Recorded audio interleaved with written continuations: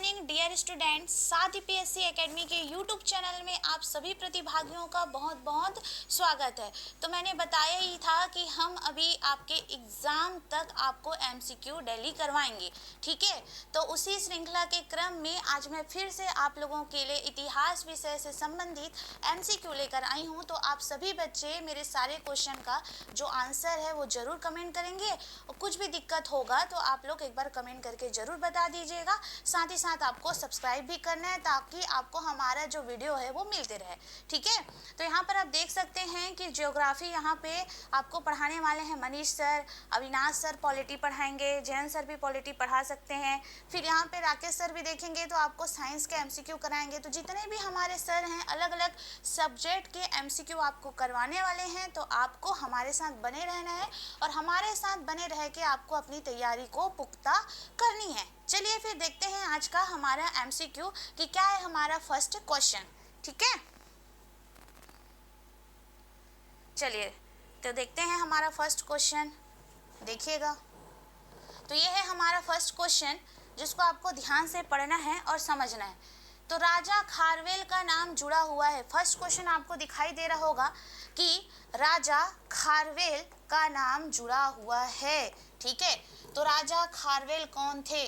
गिरनार के स्तंभ लेक के साथ, जूनागढ़ के स्तंभ लेक के साथ, हाथी गुम्फा लेक के साथ या सारनाथ लेक के साथ, ठीक है।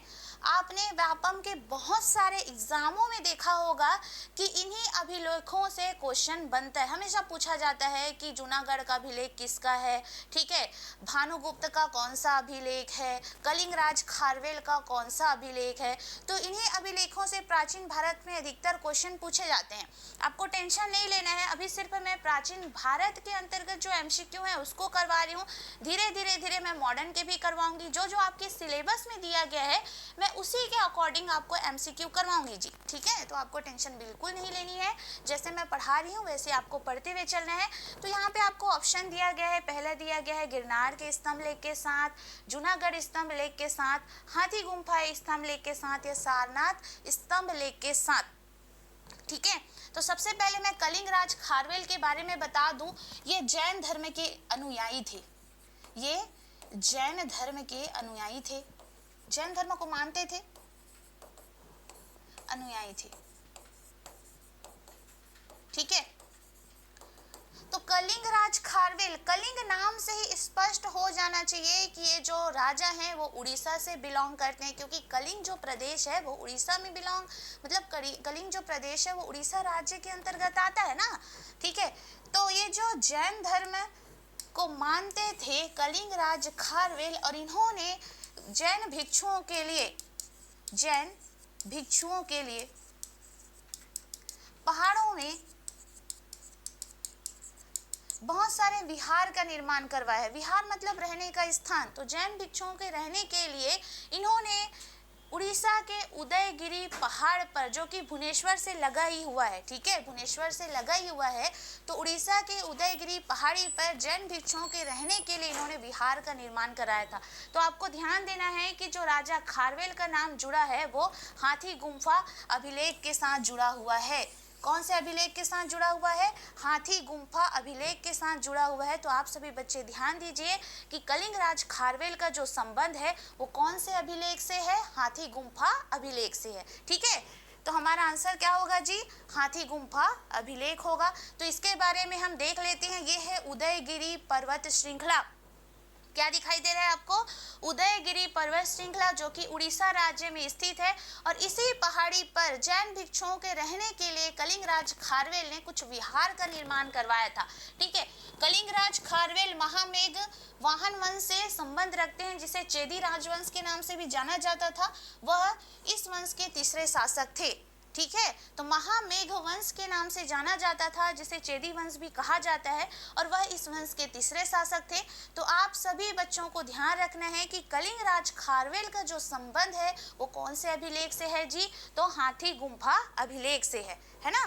अब आपको एक चीज ध्यान रखनी है। एक चीज ध्यान कैसे रखेंगे आप? अब कई बच्चे भानुगुप्त के एरन अभिलेख में कंफ्यूज हो जाते हैं। भानुगुप्त का एरन अभिलेख, एरन अभिलेख। तो भानुगुप्त गुप्त वंश के शासक हैं। जो भानुगुप्त का एरन अभिलेख है, इसमें सती प्रथा का साक्ष्य मिला है। सती प्रथा का प्रथम साक्ष्य मिला है। किससे मिला है? भानुगुप्त के एरन अभिलेख से सती प्रथा का प्रथम साक्ष्य मिला है।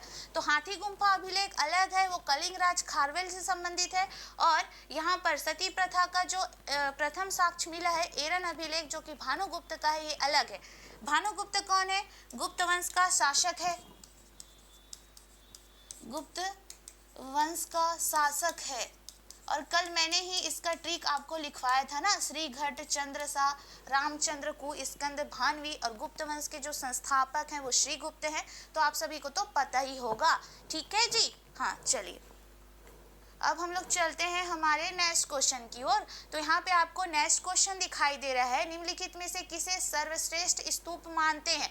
तो पहला जो स्तूप है हमारा अमरावती है, दूसरा जो स्तूप है हमारा भरहुत स्तूप है, और तीसरा जो स्तूप है हमारा सांची स्तूप है। ठीक है, तो हमारा आंसर क्या होगा? तो सर्वश्रेष्ठ स्तूप की श्रेणी में रखा जाता है सांची के स्तूप को। कौन सा रखा जाता है? सांची के स्तूप को। सांची के स्तूप को सर्वश्रेष्ठ स्तूप की संज्ञा दी गई है। तो आपको ध्यान देना है कि सांची का जो स्तूप है उसको सर्वश्रेष्ठ स्तूप की संज्ञा दी गई है। और सांची का जो स्तूप है वो कहाँ स्थित है? मध्य प्रदेश के रायसेन जिले में स्थित है। और कल ही मैं बताई हूँ कि स्तूप शब्द का अर्थ होता है ढेर। ठीक है, क्या हुआ था कि प्राचीन काल में जो गौतम बुद्ध की मृत्यु हुई थी, तो उनकी मृत्यु के पश्चात उनके शारीरिक अवशेषों को अलग अलग 8 स्थानों पर ले जाया गया और अलग अलग 8 स्थानों पर स्तूप का निर्माण करवाया गया था। ठीक है, चलो इस बार तो चलिए गौतम बुद्ध के शारीरिक अवशेषों को लेकर बनाया गया, और कहीं कहीं पे जगह पर बौद्ध भिक्षुओं के शारीरिक अवशेषों को लेकर भी स्तूप का निर्माण किया गया है। तो ध्यान दीजिएगा कि सांची का स्तूप जो है प्रसिद्ध स्तूप है, जिसका निर्माण सम्राट अशोक ने किया था। किसने किया था? सम्राट अशोक ने किया था। तो सम्राट अशोक ने सांची के स्तूप का निर्माण करवाया था। तो इस क्वेश्चन के अकॉर्डिंग जो हमारा आंसर आना चाहिए वो कौन सा है? सांची का स्तूप है। तो चलिए मैं आपको दिखा देती हूँ कि जो सांची का स्तूप है वो किस तरह से दिखाई देता है। ठीक है, तो यहाँ पे आपको दिखाई दे रहा है सांची का स्तूप। तो स्थापत्य कला के दृष्टिकोण से सांची का जो स्तूप है इसको सर्वश्रेष्ठ माना गया है, और ये कहाँ स्थित है? मध्य प्रदेश के रायसेन जिले में स्थित है। इसका निर्माण सम्राट अशोक ने कराया था। किसने करवाया था? सम्राट अशोक ने। और स्तूप कौन से धर्म से संबंधित है, सब पूछा जाए तो स्तूप बौद्ध धर्म से संबंधित है। कौन से धर्म से संबंधित है? बौद्ध धर्म से संबंधित है। तो ध्यान रखिएगा जी, कौन सा धर्म पूछेगा तो बौद्ध धर्म से संबंधित है सांची का स्तूप, और इस तरह से दिखाई देता है। तस्वीर आप देख सकते हैं, कहाँ स्थित है? मध्य प्रदेश के रायसेन जिले में स्थित है। ठीक है, नेक्स्ट क्वेश्चन तो नहीं, लेकिन मैं स्तूप के बारे में आपको पढ़ा रही हूँ, है ना। तो वहाँ पे लिखा था भरहुत स्तूप। तो भरहुत स्तूप भी मध्य प्रदेश के सतना जिले में स्थित है, और ये भी बौद्ध धर्म से ही संबंधित है। तो भरहुत स्तूप से कभी क्वेश्चन पूछा जाए कि भरहुत स्तूप कहाँ स्थित है, तो आप सभी को ध्यान देना है कि जो भरहुत स्तूप है मध्य प्रदेश सतना जिले में ही स्थित है, लेकिन मध्य प्रदेश में ही स्थित है। ठीक है, उसके बाद देखिएगा सारनाथ का धमेक स्तूप। धमेक स्तूप से अगर क्वेश्चन पूछ दिया जाए कि धमेक स्तूप कहाँ है ना, जैसे कि अभी हाल ही में सीजीपीएससी में पूछा गया था देवनी मोरी स्तूप कहाँ है, ये स्तूप पूछा है सीजीपीएससी के क्वेश्चन में, देवनी मोरी स्तूप। तो आप सभी को कमेंट करके बताना है कि देवनी मोरी स्तूप कहाँ स्थित है। और अभी हाल ही में सीजीपीएससी में ये क्वेश्चन पूछा गया है कि देवनी मोरी स्तूप कहाँ है। उसी प्रकार आपको पूछ सकता है कि धमेक स्तूप कहाँ स्थित है। ठीक है, तो धमेक स्तूप स्थित है सारनाथ में। कहाँ स्थित है? सारनाथ में स्थित है धमेक स्तूप, जिसको आपको याद रखना है। नेक्स्ट देख सकते हैं कि अमरावती स्तूप। अमरावती स्तूप उसके नाम पर ही है। तो अमरावती जो स्तूप है ये भी बौद्ध धर्म से संबंधित है। ठीक है, और यह स्थित है आंध्र प्रदेश के गुंटूर जिले में कृष्णा नदी के दाहिने तट पर स्थित है। और कर्लन कॉलिन मैकेंजी ने 1797 ईस्वी में इस स्तूप का पता लगवाया था। तो अमरावती स्तूप अगर पूछेगा कहाँ स्थित है तो आंध्र प्रदेश में स्थित है। इस तरह से आपको कम से कम 4-5 स्तूप के नाम याद हो गए होंगे। तो मैंने पहले बताया था आपको सांची का स्तूप, सांची का स्तूप पहले बताया, ठीक है। उसके बाद मैंने बताया भरहुत स्तूप, ठीक है। उसके बाद बता रही हूँ अमरावती स्तूप। चौथा याद कर सकते हैं धमेक स्तूप, धमेक स्तूप। और आपको बताना है जी देवनी मोरी स्तूप कहाँ है, देवनी मोरी स्तूप, देवनी मोरी स्तूप कहाँ है, इसको आप लोग कमेंट करके बताएंगे, ठीक है। तो ये हो गया हमारा स्तूप से संबंधित क्वेश्चन। अब हम चलते हैं नेक्स्ट क्वेश्चन में, ठीक है। कमेंट भी करना है आपको। चलिए देखिएगा थर्ड क्वेश्चन, अशोक का रुमिनदेही स्तंभ संबंधित है, ठीक है। अशोक का रुमिनदेही स्तंभ संबंधित है तो बुद्ध के जन्म से, बुद्ध के ज्ञान प्राप्ति से, बुद्ध के प्रथम उपदेश से, बुद्ध के शरीर त्याग से कौन सा संबंध है या किसके साथ संबंध रखता है अशोक का रुमिनदेही स्तंभ। तो सबसे पहले हम जानते हैं कि अशोक कौन है ना। अशोक कौन है तो मैंने कल आपको बताया था ट्रिक, मगध साम्राज्य में शासन करने वाले राजवंश, मगध साम्राज्य में शासन करने वाले राजवंश कौन कौन थे, है ना। बताया था कि नहीं बताया था। उस ट्रिक को मैं फिर लिख लेती हूँ, हसीन, मासूक और है सात, ठीक है। तो फिर से ध्यान से देखिएगा, ह से हो जाता है हमारा हर्यक वंश, शी से हो जाता है हमारा शिशुनाग वंश,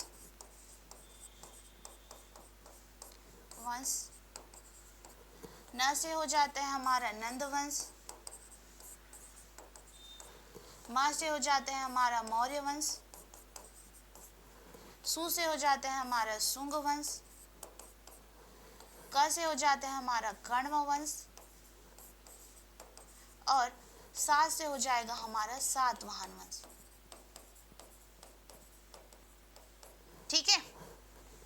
तो आप सभी बच्चे बताएंगे कि आखिर जो अशोक हैं वो कौन से वंश से बिलोंग करते हैं, ठीक है। जो अशोक हैं सम्राट वो कौन से वंश से बिलोंग करते हैं तो वो मौर्य वंश से बिलोंग करते हैं। वो कैसे बिलोंग करेंगे मैं बता रही हूँ आपको, ठीक है। तो मौर्य वंश का जो संस्थापक है, मौर्य वंश का संस्थापक जानते हैं, मौर्य वंश का संस्थापक कौन है, चंद्रगुप्त मौर्य, चंद्रगुप्त मौर्य, ठीक है। उसका बेटा आया बिंदुसार, बिंदुसार, और बिंदुसार के बाद अगला राजा बनता है वो है अशोक, ठीक है। तो इसी सम्राट अशोक की मैं बात कर रही हूँ जिसको आपको ध्यान देना है, जिसका टाइम पीरियड है 273 से 232 ईसा पूर्व और अशोक का टाइम पीरियड है 273 से 232 बीसी या इसको ईसा पूर्व भी आप लिख सकते हो। तो इसी में महान सम्राट अशोक की बात कर रही हूँ जो कि मौर्य वंश से बिलोंग करते हैं और इसी के लघु स्तंभ लेख की चर्चा इस क्वेश्चन में की जा रही है, ठीक है। कहाँ पर दिया गया है क्वेश्चन, हाँ इसी सम्राट अशोक के लघु स्तंभ लेख की चर्चा की जा रही है। तो हमारा आंसर क्या होना चाहिए, तो बुद्ध के जन्म से हमारा आंसर होगा। तो आप लोग इसको कैसे समझेंगे, ठीक है। अभी मैं इसका एक्सप्लेनेशन आप लोग को बता रही हूँ, इसको आप लोग कैसे समझेंगे। अशोक ने राज्याभिषेक के 20 वर्ष बाद लुम्बिनी की यात्रा की और वहाँ एक शिला स्तंभ रुमिनदेही लघु स्तंभ लेख स्थापित किया, ठीक है। जब सम्राट अशोक शासन कर रहे थे तो शासन के 20 वर्ष बाद वो कहाँ गए थे, नेपाल गए थे और वहाँ पर उन्होंने रुमिनदेही लघु स्तंभ लेख स्थापित किया था। तो आपको ध्यान देना है कि लुम्बिनी की यात्रा के दौरान अशोक ने रुमिनदेही लघु स्तंभ स्थापित किया था, ठीक है। तो रुमिनदेही लघु स्तंभ स्थापित किया था और लुम्बिनी का संबंध बुद्ध के जन्म से है, बुद्ध के जन्म से है। तो ऑप्शन के अकॉर्डिंग हमारा आंसर क्या हो जाएगा, तो आप देख सकते हैं ऑप्शन के अकॉर्डिंग हमारा जो आंसर है हो जाएगा बुद्ध के जन्म से, क्योंकि बुद्ध का जन्म कहाँ हुआ था, कपिलवस्तु के लुम्बिनी नामक स्थान में नेपाल में हुआ था। तो इस क्वेश्चन के अकॉर्डिंग हमारा जो आंसर होगा बुद्ध के जन्म से होगा। ठीक है, तो आप लोग को याद हो ही गया होगा। अब नेक्स्ट क्वेश्चन में चलते हैं। केवल वह स्तंभ जिसमें अशोक ने स्वयं को मगध का सम्राट बताया है, क्या हो सकता है हमारा आंसर? ऐसा कौन सा स्तंभ लेख है या अभिलेख है जिसमें अशोक ने स्वयं को मगध का सम्राट बताया है? तो पहला है हमारा मास्की का लघु स्तंभ, दूसरा है हमारा क्वीन स्तंभ, तीसरा है रुम्मीनदेई स्तंभ और चौथा है भाभू स्तंभ। ये भाभू स्तंभ भाबरू है ना, जो कि राजस्थान के वैराट नगर में स्थित है। क्या है? भाभू स्तंभ लिखा गया है गलती से, वो है भाबरू। ठीक है, भाबरू स्तंभ। ठीक है जी, तो आप सभी कमेंट करके बताएंगे कि अशोक ने स्वयं को मगध का सम्राट कौन से अभिलेख या स्तंभ लेख में कहा है। तो आप सभी एक बार जरूर बताएं कि क्या हो सकता है हमारा आंसर। तो यहाँ पे आपको दिखाई दे रहा है भाबरू, मैं बार बार बोल रही हूँ ये भाबू नहीं है, ये भाबरू है। ठीक है, भाबरू जिसको बैराट भी कहा जाता है, या अशोक ने स्वयं को मगध का सम्राट बताया है इसी स्तंभ लेख में। और यही अभिलेख अशोक को बौद्ध धर्मावलंबी प्रमाणित करता है। ठीक है, तो यहाँ पर आप देख सकते हैं भाबरू बैराट, जो कि राजस्थान के जयपुर के पास स्थित है। कहाँ स्थित है? भाबरू राजस्थान के जयपुर के पास स्थित है। तो मैं आपको बता दूं कि जो अभिलेख होते हैं वो कितने प्रकार के होते हैं, एक बार हम देख लेते हैं। ठीक है, जो अभिलेख होते हैं वो 3 प्रकार के होते हैं, आप सभी को ज्ञात होना चाहिए जी। ठीक है, जिसको बोला जाता है शिलालेख, स्तंभ लेख और गुहा लेख। पहला है हमारा शिलालेख, दूसरा है स्तंभ लेख और तीसरा है हमारा गुहा लेख। तीसरा क्या है हमारा? गुहा लेख। तो मैं बता देती हूँ कि शिलालेख क्या होता है, स्तंभ लेख क्या होता है और गुहा लेख क्या होता है। तो आप सभी बच्चे ध्यान देंगे कि ऐसा लेख जो पत्थरों पर लिखाए जाते थे, ऐसा लेख जो शिला पर लिखाए जाते थे या पत्थरों पर गुदवाए जाते थे, वैसे लेख को बोला जाता है शिलालेख। अगर मैं स्तंभ लेख की बात करूं तो एक पिलर्स के तौर पे, जैसे कि हम अशोक का, जैसे कि सारनाथ स्तंभ बात करते हैं तो उसमें ऐसे पिलर्स में एक खंभे में लिखा रहता है लेख। ठीक है, खंभे में जो लेख लिखा रहता है उसको हम लोग बोलते हैं स्तंभ लेख। ठीक है, तो ऐसा ही स्तंभ लेख हमको रुम्मीनदेई नेपाल में भी प्राप्त हुआ है ना। अगर मैं गुहा लेख की बात करूं तो ऐसा लेख जो गुफाओं पर लिखवाए जाते थे, ध्यान दीजिएगा, ऐसा लेख जो गुफाओं पर लिखवाए जाते थे वैसे लेख को गुहा लेख बोला जाता है। और ध्यान दीजिएगा आप सभी बच्चे कि अभिलेख को हम 3 भागों में बांटते हैं। तो पहला है हमारा शिलालेख, दूसरा है हमारा स्तंभ लेख और तीसरा है हमारा गुहा लेख। तो आप कभी नहीं भूलेंगे। और भाबरू स्तंभ लेख को भी आपको नहीं भूलना है, जो कि राजस्थान के जयपुर के बैराट में स्थित है। ठीक है, और ध्यान रखिएगा कौन सा स्तंभ लेख है? भाबरू स्तंभ लेख है। ठीक है, अब आपके पास आया 5th क्वेश्चन। हालांकि इसमें मॉडर्न इंडिया का एक क्वेश्चन आ गया है गलती से, है ना। मॉडर्न इंडिया का तो मैं क्वेश्चन अलग से करवाऊंगी, लेकिन चलिए आ ही गया है यहाँ पे। तो हम लोग देखते हैं कि वास्को डी गामा भारत कब आया था। तो आप सभी बच्चों को तो मुंह जुबानी याद है कि वास्को डी गामा 1498 ईस्वी में भारत आया था। कब आया था भारत? 1498 ईस्वी में। ठीक है, तो आपको देखना है कि वास्को डी गामा का पथ प्रदर्शक कौन था? अब्दुल माजिद नाम का एक व्यक्ति था। अब्दुल माजिद, यह एक गुजराती व्यापारी था। कौन था? गुजराती व्यापारी था।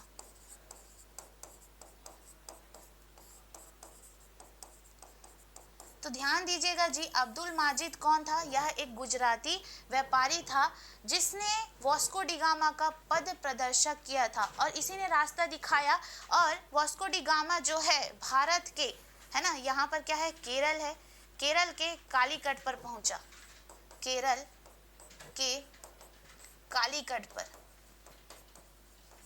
तो वास्को डी गामा जो है केरल के कालीकट तट पर पहुंचता है जहां पर कालीकट के जो राजा रहते हैं जमोरी ने उनका स्वागत सत्कार किया, ठीक है। और वो यहाँ से महंगी महंगी मसाले लेकर, ठीक है, औषधि युक्त मसाले लेकर वो अपने देश जाता है, वहाँ के लोगों को दिखाता है और भरपूर वो कमाई करता है और उसके बाद वो फिर से इंडिया आता है और बहुत सारे पुर्तगालियों को लेकर आता है, ठीक है। तो सबसे पहले भारत में आने वाला जो यूरोपीय कौन था जी? तो कौन था? वास्को डी गामा था। तो सबसे पहले भारत में आएंगे पुर्तगाली, जो कि क्या था? एक पुर्तगाली यात्री था, पुर्तगाल से आया था और कहाँ पर आया था? केरल के कालीकट तट पर आया था, जहाँ पर राजा जमोरी ने उसका स्वागत किया और उसका जो पथ प्रदर्शक था वो कौन था? अब्दुल माजिद था, जो कि अफ्रीका के केप ऑफ गुड होप से होते हुए आया था, ठीक है। आपको ध्यान देना है कि ये कहाँ से आया था? अफ्रीका में, ठीक है, केप ऑफ गुड होप से होते हुए वो भारत आया था। पूछा जाता है कि अमेरिका की खोज किसने की है? तो अमेरिका की खोज की है कोलंबस ने, लेकिन हमको यहाँ पर देखना है वास्को डी गामा के बारे में। तो वास्को डी गामा जो आया था, जो कि एक पुर्तगाली यात्री था, जो कि 1498 ईस्वी में केरल के कालीकट तट पर पहुंचा था। तो आंसर हो जाएगा हमारा ऑप्शन सी। नेक्स्ट क्वेश्चन की अगर हम बात करें, मोढेरा, यहाँ पे मोढेरा नहीं है, ये मोढेरा है, यहाँ पे एक मात्रा मिस्टेक हो गया। मोढेरा का जो शिव नहीं सूर्य मंदिर किस राज्य में स्थित है? बिहार में, गुजरात में, उड़ीसा में, बंगाल में। तो मोढेरा का शिव मंदिर कौन से राज्य में स्थित है, ये आपको बताना है कमेंट करके आंसर। साथ ही साथ आपको बताना है कि हमारे भारत में कहाँ कहाँ पर सूर्य मंदिर है, भारत में कौन कौन सी जगह पर सूर्य मंदिर है, कौन कौन से स्थानों पर सूर्य मंदिर है। तो आपको ध्यान देना है, मोढेरा का शिव मंदिर, इसको यूनेस्को ने विश्व धरोहर सूची में कब शामिल किया है, ये भी मुझे आप कमेंट करके बताएंगे।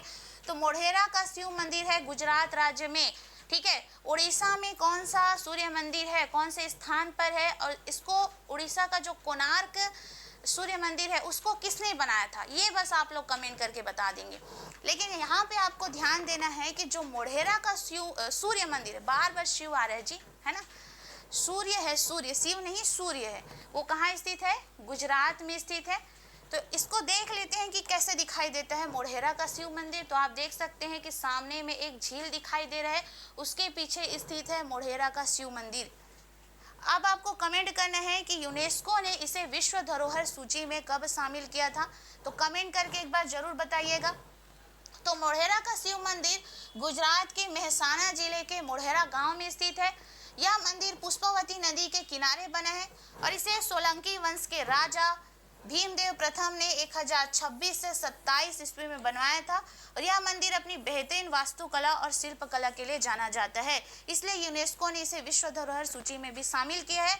तो आप सभी बच्चे को ध्यान रखना है कि मोढेरा का जो शिव मंदिर है वो गुजरात के मेहसाना जिले के मोढेरा गांव में स्थित है, जिसका निर्माण सोलंकी वंश के राजा भीमदेव प्रथम ने किया था, ठीक है। तो हमारा आंसर क्या हो जाएगा? हमारा आंसर हो जाएगा गुजरात राज्य। नेक्स्ट, यहाँ पे आप देख सकते हैं sub inspector Chhattisgarh police, ADO, आबकारी आरक्षक की सारी बैच आपको हमारे ऐप में मिल जाएगी। छत्तीसगढ़ पुलिस की रिकॉर्डेड क्लास भी हमारे ऐप में मिल जाएगी, सब इंस्पेक्टर की रिकॉर्डेड क्लास भी हमारे ऐप में मिल जाएगी। तो जो भी इच्छुक बच्चे होंगे जो हमसे जुड़कर तैयारी करना चाहते होंगे तो बिल्कुल हमारा एप्लीकेशन डाउनलोड कर लीजिए और कोर्स को आप परचेस कर सकते हैं एकदम न्यूनतम शुल्क पर, ठीक है। तो ध्यान जरूर दीजिएगा। और यहाँ पर भी आप देख सकते हैं एडीआई, शिक्षक भर्ती, प्री बीएड, प्री डीएलएड, साथ ही साथ एडीओ, ये सारे एग्ज़ाम का प्रिपरेशन हमारे एकेडमी में करवाई जाती है। तो जो भी इच्छुक विद्यार्थी होंगे, जो शिक्षक बनना चाहते होंगे, जो एडीआई बनना चाहते होंगे, जो एडीओ बनना चाहते हैं, हमसे जुड़कर अपनी तैयारी को परख सकते हैं। नेक्स्ट, तो ये देख सकते हैं मोढेरा का शिव मंदिर कैसे दिखाई देता है। एक प्यारी सी झील है यहाँ पे। अब झील में ही जो मंदिर की आकृति है यहाँ पे दिखाई दे रही है और इस तरह से सीढ़ी के रूप में ये मंदिर आपको दिखाई दे रही है। तो आप देख सकते हैं कि मोढेरा का जो शिव मंदिर है वो कौन से राज्य में स्थित है, तो कौन से राज्य में स्थित है? गुजरात में स्थित है, नेक्स्ट देखते हैं, गुप्त संवत की स्थापना किसने की थी? चंद्रगुप्त प्रथम ने, श्रीगुप्त ने, चंद्रगुप्त द्वितीय ने, घटोत्कच ने, कच्छ ने। तो ये जो क्वेश्चन है, क्वेश्चन नंबर 7 गुप्त वंश से संबंधित है। तो आपको बताना है गुप्त संवत की स्थापना किसने की थी? क्या चंद्रगुप्त ने, श्रीगुप्त ने, श्रीगुप्त द्वितीय ने, चंद्रगुप्त द्वितीय ने, या घटोत्कच? अब हम देखेंगे ट्रिक कि गुप्त वंश के राजाओं को हम कैसे याद कर सकते हैं। तो इसके लिए मैं ट्रिक हमेशा बताती हूँ आप लोगों को। ट्रिक है श्री घट चंद्र सा। क्या है ट्रिक हमारा? श्री घट चंद्र सा रामचंद्र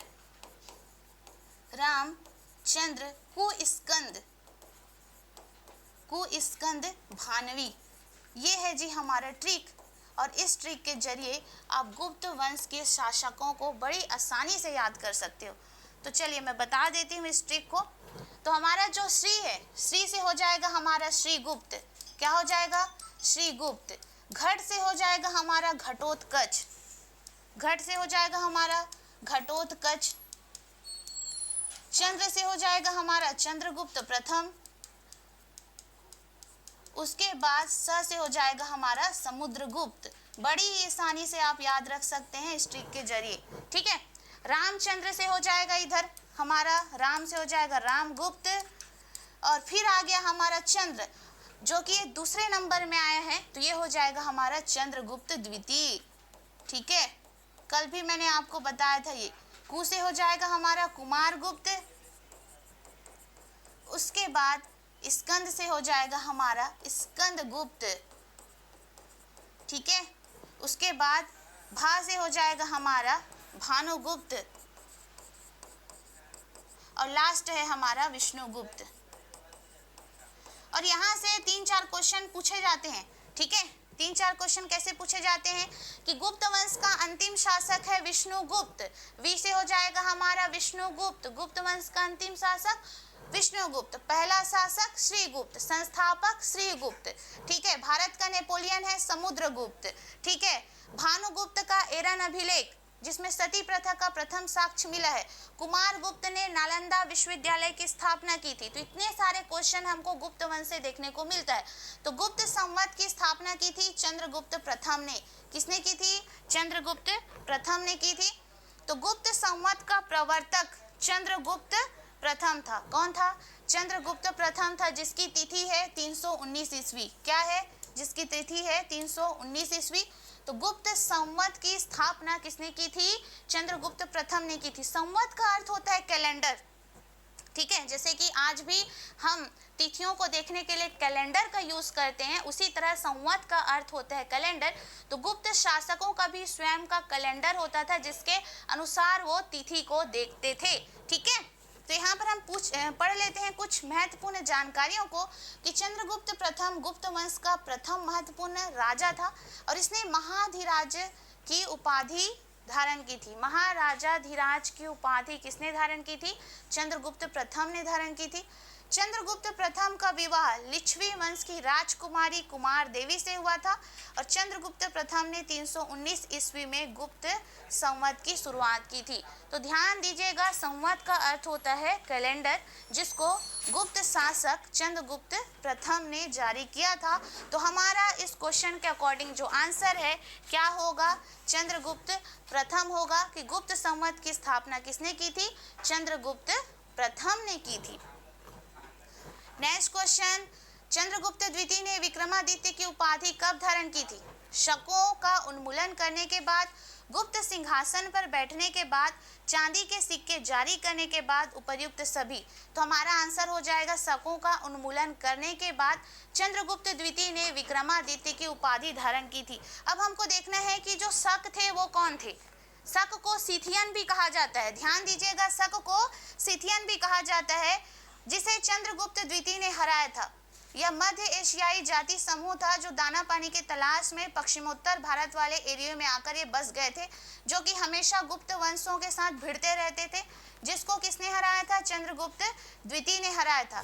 तो चंद्रगुप्त द्वितीय ने शक राजा रुद्र सिंह तृतीय को पराजित किया था। ठीक है, ध्यान रखेंगे कि जो शक थे वो मध्य एशियाई के लोग थे, है ना, एक जनजाति, एक समूह था जिसको हराया था चंद्रगुप्त द्वितीय ने। चंद्रगुप्त द्वितीय के दरबार में 9 रत्न थे, है ना। चंद्रगुप्त द्वितीय के दरबार में 9 रत्न थे। इन 9 रत्नों को आप देख सकते हैं कि कौन कौन से थे 9 रत्न। तो कालिदास, धन्वंतरी, अमर सिंह, घटखरपर, छपनक, शंकु, वराहमिहिर, वररुचि। तो इसके लिए भी है हमारे पास एक ट्रिक कि चंद्रगुप्त द्वितीय के 9 रत्नों को आप कैसे याद रखेंगे। जो कालिदास है वो चंद्रगुप्त द्वितीय के दरबार में थे, ध्यान रखेंगे। जिसको आप कालिदास करके जानते हो वही हमारे महान जो रचनाकार हैं कालिदास, वो चंद्रगुप्त द्वितीय के दरबार में रहते थे। तो इसके लिए भी है ट्रिक मेरे पास। तो काव, अ, घट, बेशम, छद। उटपुटान ट्रिक है लेकिन एकदम बेस्ट ट्रिक है। काव, तो क से हो जाएगा, काव से, क से कालिदास, क से हो जाएगा जी हमारा कालिदास, ठीक है। व से हो जाएगा हमारा वराहमिहिर, वराहमिहिर, ध्यान दीजिएगा। उसके बाद घट से हो जाएगा हमारा घटखरपर, खरपर है कहीं कहीं पर करपर भी लिखा रहता है, ठीक है। बे से हो जाएगा हमारा बेताल भट्ट, बेताल भट्ट, ठीक है। सम से हो जाएगा हमारा शंकु, और छद, छ से हो जाएगा हमारा छपनक, और ध से हो जाएगा हमारा धन्वंतरी, ठीक है। तो काव, अव, घट, बेशम, ये हमारा बेस्ट ट्रिक है। और इस ट्रिक के जरिए हम चंद्रगुप्त द्वितीय के दरबार के 9 रत्नों को बड़ी ही आसानी से याद रख सकते हैं। तो चंद्रगुप्त द्वितीय के दरबार के 9 रत्नों को आप देख सकते हैं, यहाँ पर लिखा गया है। कालिदास जो कि एकदम महान विद्वान थे, जिन्होंने बहुत सारी रचना लिखी है, जैसे कि अभिज्ञान शाकुंतलम, कुमार संभवम, मेघदूतम जैसी रचना कालिदास ने लिखी थी। और वो हमारे छत्तीसगढ़ भी आए थे, और छत्तीसगढ़ के रामगढ़ की पहाड़ी पर उन्होंने मेघदूत की रचना भी की थी। धन्वंतरी एक प्रसिद्ध आयुर्वेद चिकित्सक थे चंद्रगुप्त द्वितीय के दरबार में। अमर सिंह एक संस्कृत विद्वान थे, जिन्होंने अमरकोश नामक संस्कृत लेख लिखा। घटखरपर एक खगोल शास्त्री और गणितज्ञ थे। छपनक एक ज्योतिषी थे। शंकु एक वास्तुकार थे। और वराहमिहिर खगोल शास्त्री और गणितज्ञ थे। वररुचि एक व्याकरणिक थे, जिन्होंने पाणिनि के व्याकरण की व्याख्या की थी, ठीक है। तो व्याकरणाचार्य के रूप में आप वररुचि को जान सकते हो। बेताल भट्ट एक प्रसिद्ध जादूगर थे। तो ये जितने भी मैंने बताया है चंद्रगुप्त द्वितीय के दरबार के 9 रत्न, उसको आप इस ट्रिक के जरिए याद रख सकते हैं। काव, अव, घट, बेशम, छद। यहाँ पे बेशम है ना, ठीक है। तो फिर से मैं एक बार लिख देती हूँ, अच्छे से क्लियर दिखाई नहीं दे रहा होगा तो इस ट्रिक को, क्या है ट्रिक हमारा, काव, काव, अव, घट, बेशम, छद, ठीक है। तो ध्यान रखिएगा जी। नेक्स्ट क्वेश्चन में चलते हैं। मेगास्थनीज ने भारतीय समाज को कितनी श्रेणियों में विभाजित किया था? 4, 5, 6 और 7। अब हमको जानना है कि मेगास्थनीज की रचना का नाम क्या है, ठीक है। मेगास्थनीज ने किसकी रचना की थी? मेगास्थनीज ने इंडिका की रचना की है। किसकी रचना की है? इंडिका की रचना की है। अब हमको ये जानना है कि आखिर ये मेगास्थनीज था कौन, है ना। क्यों हम मेगास्थनीज के बारे में पढ़ रहे हैं और ये मेगास्थनीज था कौन? तो देखो, जो मेगास्थनीज था ये सेल्यूकस निकेटर का राजदूत था। कौन था? मेगास्थनीज सेल्यूकस निकेटर का राजदूत था, जो कि चंद्रगुप्त मौर्य के दरबार में आया था, जिसको सेल्यूकस निकेटर ने भेजा था। इन्होंने मौर्य साम्राज्य के समाज का वर्णन किया और उसको 7 भागों में वर्गीकृत किया, ठीक है। तो मौर्य साम्राज्य के समाज को इन्होंने कितने भागों में बांटा है, ऐसा क्वेश्चन पूछा जाएगा तो आपको आंसर बताना है 7 भागों में, क्योंकि ये आए और मौर्य साम्राज्य के समाज का अध्ययन किया और उसे 7 भागों में वर्गीकृत किया है। और चंद्रगुप्त मौर्य के बारे में तो आप जानते हैं कौन है ये, मौर्य साम्राज्य के संस्थापक हैं। और इनसे संबंधित एक क्वेश्चन पूछा जाता है कि चंद्रगुप्त मौर्य की मृत्यु कैसे हुई थी। तो चंद्रगुप्त मौर्य की मृत्यु है वो कैसे हुई थी कि जैसे ही ये इनको लगा कि अब इनके बेटे को राजपाट सौंपना चाहिए, तो इन्होंने क्या किया कि बिंदुसार को अपना राजपाट सौंपा। और जैनी गुरु भद्रबाहु से दीक्षा ग्रहण करके कर्नाटक के श्रवण बेलगोला नामक स्थान पर चले जाते हैं चंद्रगुप्त मौर्य। वहीं पर इन्होंने संलेखना या संथारा पद्धति के जरिए अपना प्राण त्याग किया। ठीक है, तो संलेखना या संथारा पद्धति क्या होता है कि जैन धर्म में एक नियम है जिसके थ्रू लोग अपना प्राण त्याग करते हैं। तो चंद्रगुप्त मौर्य की मृत्यु कहाँ हुई है, ऐसा क्वेश्चन पूछा जाए तो आपको बताना है कर्नाटक के श्रवण बेलगोला नामक स्थान पर चंद्रगुप्त मौर्य ने 298 ईस्वी में अपना प्राण त्याग किया था। ठीक है, और यहीं पर बाहुबली की प्रतिमा भी विद्यमान है। वो कौन सी पर्वत श्रृंखला है जहां पर बाहुबली की प्रतिमा विद्यमान है? तो विंध्यगिरि पर्वत श्रृंखला पर बाहुबली की प्रतिमा विद्यमान है, जो कि जैन धर्म का प्रसिद्ध तीर्थ स्थल है और इसको भी आपको ध्यान रखनी है। ठीक है, तो इस क्वेश्चन के अकॉर्डिंग जो हमारा आंसर होगा वो हो जाएगा 7। ये है मेगास्थनीज, और मेगास्थनीज ने मौर्य साम्राज्य के समाज को 7 भागों में वर्गीकृत किया था। ठीक है, यूनानी दार्शनिक बोल सकते हो, यूनानी विद्वान बोल सकते हो मेगास्थनीज, जो कि चंद्रगुप्त मौर्य के दरबार में आया था और इन्होंने इंडिका की रचना की थी। किसकी रचना की थी? इंडिका की रचना की थी। नेक्स्ट, लिंगराज मंदिर कहाँ अवस्थित है? तो आपको पता होना चाहिए कि लिंगराज मंदिर उड़ीसा राज्य के भुवनेश्वर में स्थित है। कहाँ स्थित है? उड़ीसा राज्य के भुवनेश्वर में स्थित है लिंगराज मंदिर। उसी तरह आपको कमेंट करके बताना है। ठीक है, एक क्वेश्चन पूछ रही हूँ, कमेंट करके बताना है दशावतार मंदिर कहाँ स्थित है? दशावतार मंदिर कहाँ स्थित है? कंदरिया महादेव मंदिर कहाँ स्थित है? महादेव मंदिर कहाँ स्थित है? इसको आप सभी कमेंट करके बताएंगे। चिंगीतराई का शिव मंदिर कहाँ स्थित है? ये भी कमेंट करके बताएंगे। चिंगीतराई का शिव मंदिर कहाँ स्थित है? कमेंट बॉक्स में कमेंट आना चाहिए इसके बारे में। ठीक है, ढोडरेपाल में कौन सा मंदिर स्थित है? ये सीजी का क्वेश्चन है, तो आप लोग कमेंट करके बताएंगे